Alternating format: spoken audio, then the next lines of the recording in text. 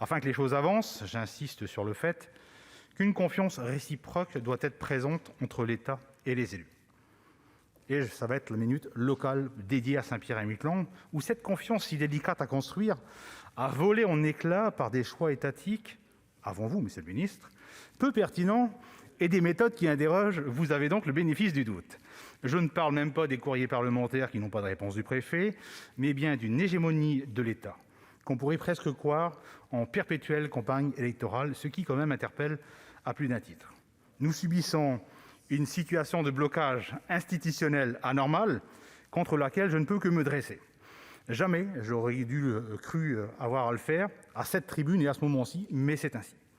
Quand on prétend rechercher des partenaires de confiance, il faut être loyal et ne pas s'aborder à dessein des projets majeurs de développement du territoire. Bien sûr, tout ça se fait avec beaucoup d'intelligence, sous couvert d'un État républicain, mais la population n'est pas dupe.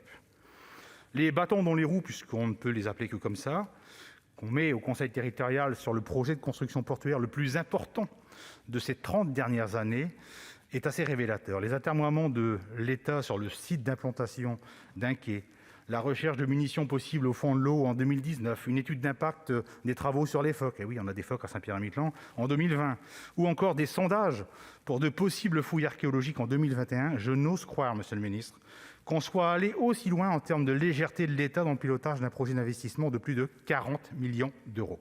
Nous ne pouvons plus continuer ainsi.